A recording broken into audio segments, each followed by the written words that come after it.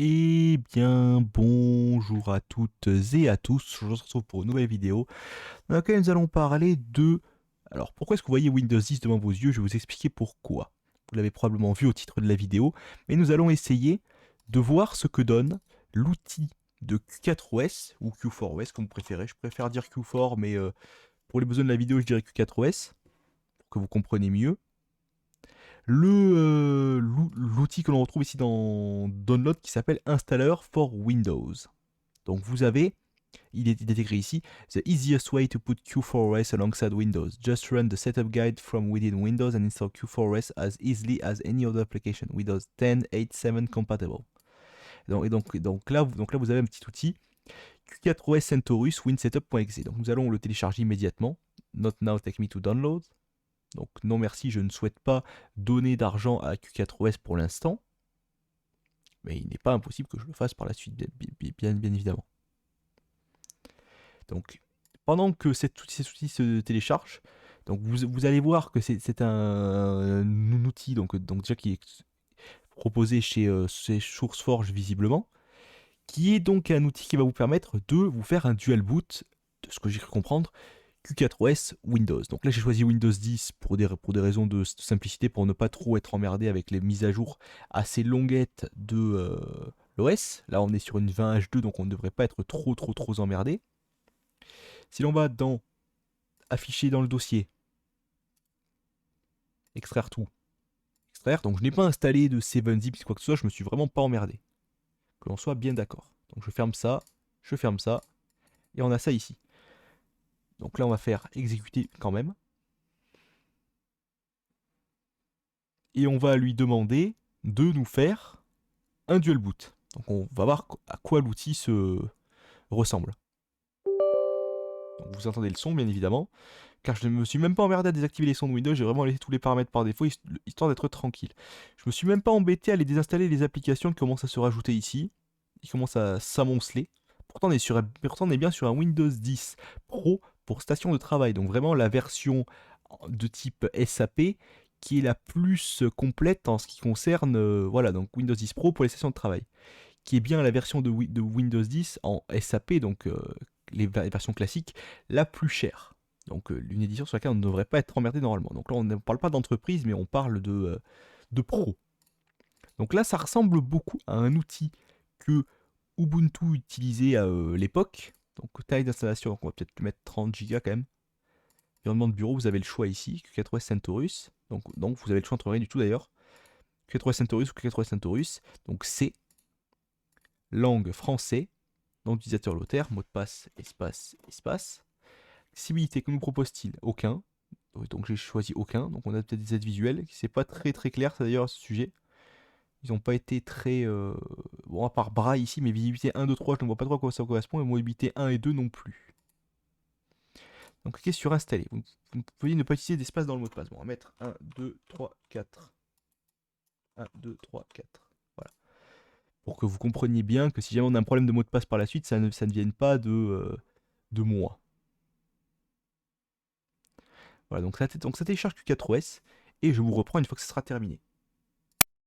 Voici donc maintenant l'installation d'après Q4OS CentOS, donc le Wooby entre guillemets, car j'ai oublié de vous le dire, mais ça ressemble très certainement à un Wooby tel qu'on l'avait à l'époque de chez Ubuntu, donc dans des anciennes versions, donc jusqu'à la 12.04 notamment. Vous aviez un petit programme qui vous permettait à l'époque d'installer Ubuntu à côté d'un système d'exploitation Windows. Donc si nous allons voir dans disque C ici, vous avez ici un certain Debian qui s'est mis.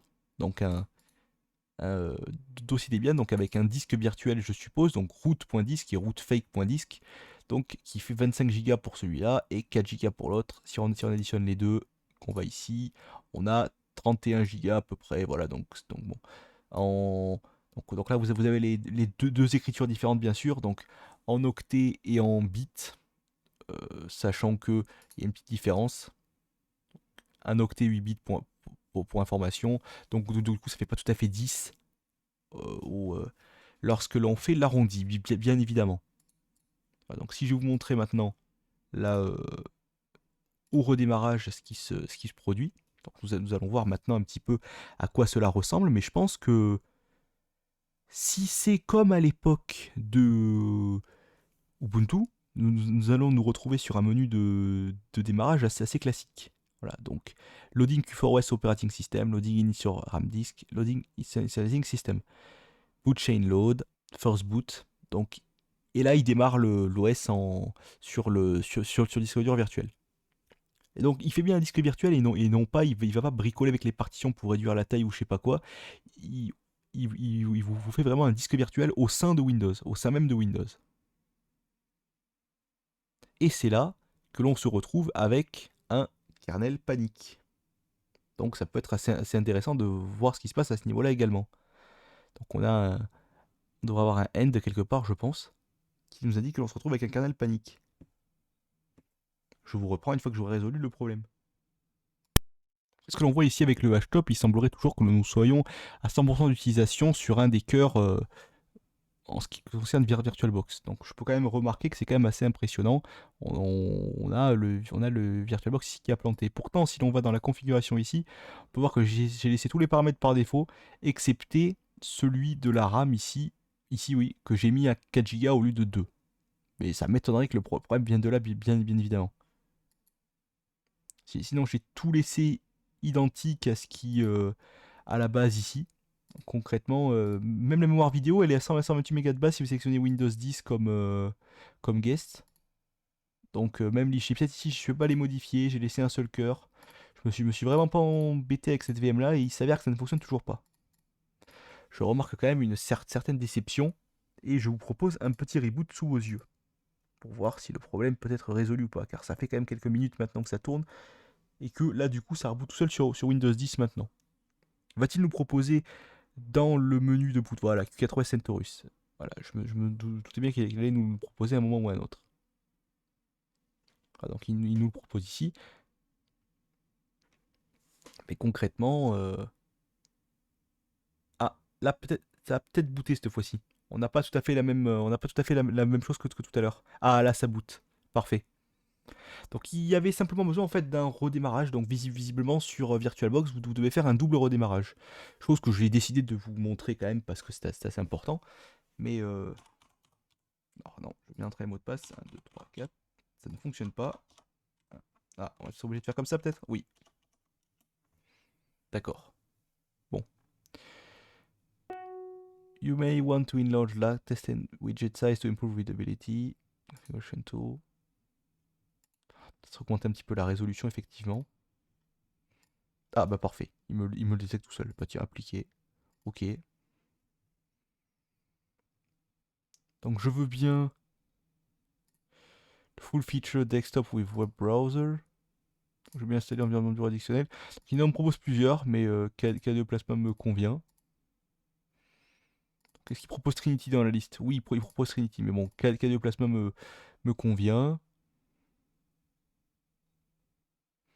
Voilà. Donc là, du coup, il va aller retélécharger des paquets, donc. Donc là, du coup, il a simplement récupéré l'OS de base, donc suite à c'était une sorte de net install en fait, Q4OS. C'est globalement comme ça que ça fonctionne. Donc là, du coup, il va récupérer tous les différents paquets nécessaires. On est déjà à une vingtaine de pourcents pour Java ici. Donc là, après, je vous reprends une fois que ça a terminé. Voici, donc maintenant l'installation est terminée. Nous allons simplement cliquer sur Finish. La machine virtuelle va rebooter à nouveau. Et donc là, cette fois-ci, nous devrions rebooter sur Windows, voilà, tout à fait, comme il était prévu à la base. Là, il va nous reproposer à nouveau, donc avec un léger petit glitch graphique, bien évidemment. Donc ça c'est la force de VirtualBox, qui est quand même un système de virtualisation qui là semble utiliser Hyper-V en ce qui concerne la paravirtualisation, parce que j'ai sélectionné Windows, mais quand vous sélectionnez Linux, il utilise KVM. D'ailleurs, à ce sujet, c'est assez intéressant, car j'ai quand même énormément moins de problèmes avec VMware sur Windows qu'avec VMware pour les... Ouais, en gros, pour être plus clair, les guests Windows, je préfère VMware, et les guests Linux, je préfère VirtualBox. Voilà, donc là, vous avez une Q4OS tout à fait propre. Bienvenue sur le système Q4OS pour session de travail et bureautique. Ce système est destiné à être rapide, efficace, stable et fiable dans la durée. Une interface utilisateur traditionnelle. Q4OS est installé en tant que système bureautique basique et propre avec un kit logiciel minimal. Il est maintenant temps d'ajuster quelques paramètres de votre environnement de bureau en cliquant sur les raccourcis ci-dessous. Gestionnaire de profil. Nécessaire VirtualBox est en cours. D'accord. Want to continue. Yes. Bien sûr. Enter your password to continue. Donc vous avez juste à insérer l'image des additions invitées. À MediaLocked. Sur le password to continue 1, 2, 3, 4. Voilà. Enter to install required packages. Voici. Donc il installe les différents paquets. Et il nous propose de faire entrer directement, ce qui était absolument excellent. Je me dis limite que toutes les distributions devraient intégrer ceci. Mais je pense que je ferai un épisode sur Q4OS un jour un petit peu plus détaillé, car c'est un OS qui mérite... Distribution Linux qui mérite beaucoup plus de temps passé que ça. Il y a très peu de gens qui en parlent, donc je pense que c'est une distribution qui mérite son pesant de cacahuètes dans le sens où c'est une base Debian, qui a un environnement de bureau d'un côté très spécifique qui est Trinity, et de l'autre un environnement de bureau largement moins spécifique qui est KDE Plasma, donc dans sa dernière version 5. Mais vous avez Trinity, donc qui est un fork de KDE 3 qui nécessite réellement du temps passé dessus, car il est vraiment particulier, c'est très old school, et pour les gens qui viennent par exemple de systèmes d'exploitation assez anciens, ils ne seront pas spécialement déçus. Voilà, completed. Pour activer les effets visuels ici, vous avez donc plusieurs effets de bureau chez KDE, donc ça toujours pareil, c'est extrêmement propre. Donc par exemple pour redimensionner une fenêtre, donc si vous redimensionnez la fenêtre ici, si vous faites appliquer bien évidemment, vous aurez logiquement un effet, voilà. Un effet ici qui est que je trouve beaucoup mieux foutu que ce qu'on a par exemple chez Windows, après ce n'est que mon humble avis. Pareil pour glisser vers l'arrière, pour estomper les inactifs. Point de contact, je ne sais pas trop à quoi cela correspond. Je découvre en l'occurrence à ce niveau-là. Et non, ça n'a pas l'air de changer grand-chose. Le flou, bien sûr, vous pouvez augmenter le flou, bien sûr. Appliquer, intensité du flou, donc on va le mettre à fond. On va faire OK. Si normalement, si on déplace la fenêtre... Ah non, non, c'est le flou autour de la fenêtre en fait. Tout simplement. Voilà, c'est aussi simple que ça. Et je suppose que vous pouvez en rajouter ici en faisant, on peut dire, de nouveaux effets. Il vous en propose beaucoup aussi. Ce qui est assez pertinent d'ailleurs, je trouve. Encore une fois, quelque chose qui n'est pas présent chez d'autres environnements de bureau. Bon, là, il n'y en a pas beaucoup, mais je suppose qu'ils ont fait les plus récents dans d'autres. Non. Note. Voilà, donc il y en a quelques-uns qui sont proposés quand même. Mais je suppose que ça doit être après des packs simplement, qui doivent permettre d'en rajouter d'autres. Et puis vous avez toujours chez Pling, vous pouvez toujours aller en rajouter, je suppose que vous avez aussi à ce niveau-là. Menu démarrer style kick-off. Direction is available for Trinity Desktop only. Par défaut, nous avons ce menu-là. Vous pouvez très bien faire configurer, alternative, menu des applications, et vous avez le menu des applications beaucoup plus propre que vous avez notamment sur la plupart des distributions Linux aujourd'hui. Donc par exemple chez XFCE, chez Mate, ça ressemble beaucoup plus à ça. L'autre est beaucoup plus complet, et vous en avez encore un troisième. Donc le tableau de bord des applications, si vous cliquez dessus ici, ça vous fait carrément un bureau complet. D'ailleurs c'est ce qu'utilisent beaucoup de distributions adaptées pour les personnes handicap, car il est beaucoup plus clair et puis c'est beaucoup plus gros, ça occupe tout le bureau. Voici, on va se remettre comme ceci. Authentification automatique, vous pouvez le régler aussi. Codec propriétaire, bien sûr. Donc là, il est en train de les télécharger automatiquement. C'est parfait. Install. Moi, je trouve ça encore une fois absolument excellent de voir que les distributions Linux sont aussi proches de leurs utilisateurs et proposent beaucoup de petits goodies comme ça. Ça peut paraître con, mais setup screen scaling, hardware info. Donc, je suppose que ça doit être, voilà, hardware info. Donc, Q4OS 3.12. CPU, donc là on voit mon processeur, voilà, donc c'est pas très complet, mais bon, au moins on n'a pas trop à se plaindre.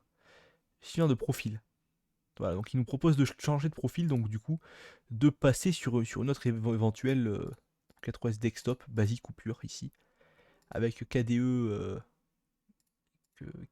Plasma, LXUTX, FCE, LXDE, Mate, BudGuy, Cinnamon, GNOME, Trinity. Donc sachant que Trinity est un dépôt tiers, il me semble, si nous allons voir dans la console ici, et que nous faisons un apt edit-source, permission non accordée, sudo apt edit-source, voilà. Donc il n'est pas présent visiblement. Mais si on va dans cd/etc/apt, on fait un petit ls, source.list.d, nano source.list.d. Ah, c'est un répertoire, d'accord. Donc, oui, c'est vrai, je suis con comme un manche. Donc, cd source.list.d, ls. Donc là, voilà, donc on a le repo Google Chrome, le repo Q4OS LibreOffice, donc je suppose que nous avons un LibreOffice à jour, le repo Q4OS Chrome, d'accord, QTDE, Q4OS.list, donc il y en a plusieurs. Donc si on fait nano 10, alors j'ai dit 10, voilà, donc là ici on a le repository de Q4OS, donc les différentes, voilà, si on fait 12 QTDE, donc je suppose que c'est pour Trinity, voilà Trinity R14, Q4OS Mirror, donc là on fait X, bon 20, vous m'avez compris, 20 underscore, ah oui d'accord, nano 20 underscore Debian.list. Voilà, donc ça c'est full buster, donc c'est tout ce qu'il y a de plus classique. D'ailleurs ils sont protégés en écriture à ce que je vois, donc vous êtes obligé d'être en route pour aller les modifier bien sûr. Mais alors dv nano dvpck 4os-chrome.list, c'est tout simplement d'accord, ok. Donc c'est un repository à eux.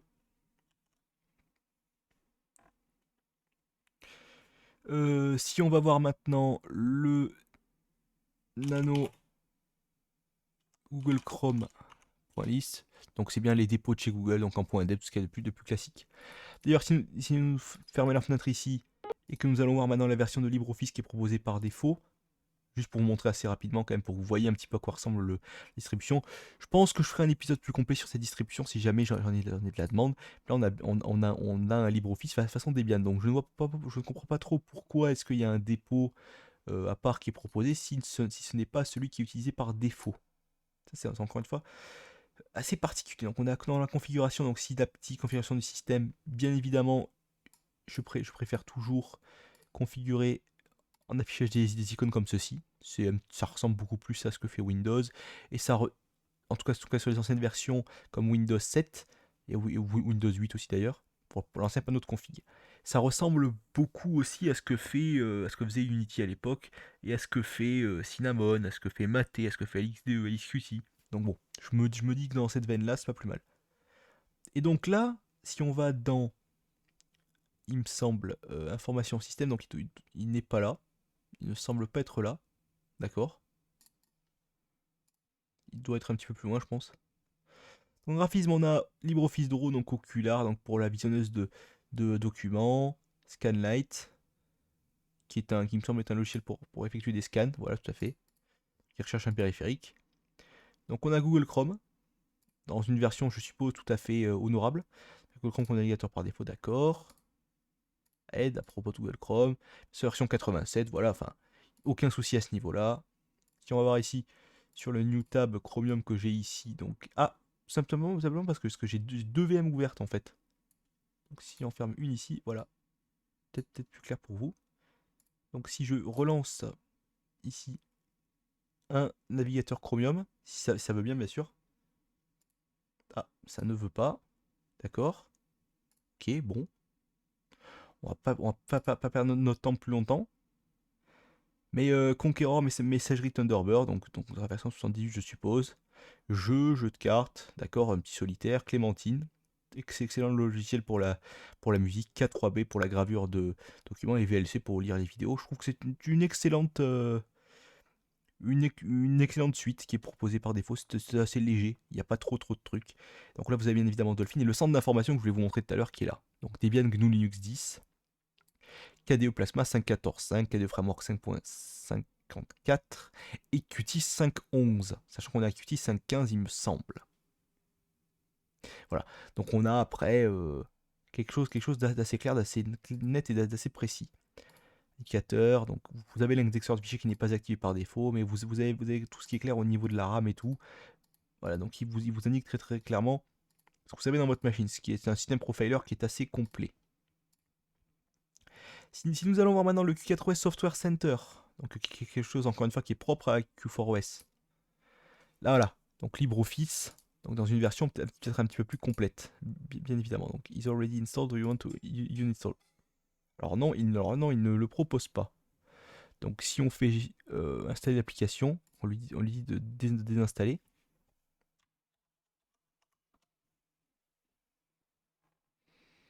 Voilà, donc là il va désinstaller pas mal de paquets, ce qui est tout à fait normal. Non, pour vous montrer la suite, vous avez donc 2048, Audacity, G-Smart Control, GIMP. Vous n'avez pas GNOME Disk visiblement, mais Kamaimone, Krita, OpenShot, X2Go, Wine. Donc dans des versions souvent un petit peu chaotiques, mais bon. Les drivers Nvidia, ça vient des dépôts de Debian, je suppose. Pale Moon, Mozilla Thunderbird, Update Manager. Donc ça, je suppose qu'il est déjà installé aussi. Ah non. Ah. Donc du coup, non, je confonds ici. Failed. Voilà, donc tout simplement parce qu'il est en train de travailler. Donc, en fait, pour mettre à jour votre Q4OS, vous devez rajouter ce genre de choses-là ici. Donc du coup, je vous laisse un petit peu... Voilà, donc LibreOffice has been installed. Du coup, nous allons tester le Update Manager. C'est une vidéo un petit peu laboratoire en fait. Je cherche un petit peu à voir comment fonctionne la distribution. Et d'ailleurs, je tiens à vous montrer dans Dolphin que nous avons plus du tout accès normalement au Windows. Mais il semble que si quand même. Car si on va dans d'autres dossiers personnels ou que l'on va dans le système de fichiers, qui semble ne pas être présent, du coup si on va dans Debian Disk Boot, voilà donc on ne retrouve rien à part WinBoot ici, donc pour les différents, pour que la MBR de Windows reconnaisse bien notre saint Q4OS. Donc suivant ici, terminé. Pour le panel système administration Update Manager. On va taper Update, on va pas s'emmerder. Non, une mise à jour peut-être. Non, alors, on a Discover par défaut quand même. Pour les mises à jour entre guillemets. Un peu moins, mais bon, là vu que c'est une net install, normalement il devrait y avoir aucune mise à jour. Par contre, pour passer d'une version à l'autre de Q4OS, c'était indiqué sur le truc, mais je crois, il me semble qu'on ne l'a plus là. Voilà. Hmm. En tout cas, si nous voyons tout à fait le disque dur ici, ce qui me semble absolument logique dans le sens où on devrait le voir, puisque. Mais voilà, donc pour accéder à la racine, c'est bel et bien ici. Donc vous voyez du coup que là on a quelque chose, si on va dans propriété ici, qui consomme. Donc c'est un disque dur virtuel en EXT4, d'accord. Et donc qui consomme, ce qui est assez bizarre, puisque 37 Go, normalement on devrait être à 40 exactement, vu que je pense qu'il y a un fichier qui doit combler le vide en fait. Je pense que c'est à peu près comme ça qu'il doit voir les choses. Ce qui est assez particulier d'ailleurs. Donc, du coup le Update Manager, je viens de paquet, je suppose que ça doit être Discover bien sûr. Mais nous, ce qui nous intéresse, c'est le Update Manager. Voilà, donc Update Manager qui est ici. Notify user about security and software update and them upgrade system on request. Donc dans utilitaire, on n'a rien. Ici, on n'a rien non plus. Non plus, non plus, non plus. Non plus et non plus. Donc c'est vraiment... donc est-ce qu'on peut le lancer depuis Discover? Ça serait assez intéressant. Update. Si on cherche Update. Non, il ne nous le propose pas. Update-manager. Nous le propose-t-il? Si on fait un petit entrée. Non, il ne nous trouve rien. En tout cas ici, vous avez ici programme file, donc, ah voilà, Q4OS Update Manager, bin, auto start wrapper, update mgr.exu. Si on lance le .sh ici, qu'est-ce qu'il nous dit? Donc, echo plasma detected, plasma discover install, gnome detected ou starting notifier. Voilà. Donc, en gros, voici la logique du truc. Donc, ouvrir avec. Donc, du coup, si on va dans le terminal ici, console, que nous faisons cd slash yes, donc on est bien dans notre home, cd programme files, que l'on fait cd q4os update. Alors on a un truc en trop, tiré. Ah oui, d'accord. Q4os update. Voilà, c'est plus clair là. cd bin. Parce que si on fait un cd de points qu'on fait ls ici, on a bin share, donc ouais, donc cd bin. Je voudrais bien u point slash sudo, ouais, peut-être sudo quand même point slash um tiré, non, je voudrais bien le auto start.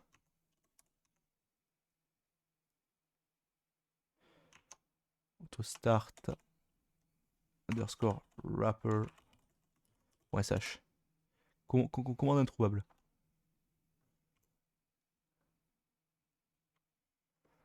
Point slash um. Bon, on va essayer celui-ci. Donc ce sont les différents fichiers de conf. Donc démarre la fenêtre de mise à jour en j'ai un paquet synaptique.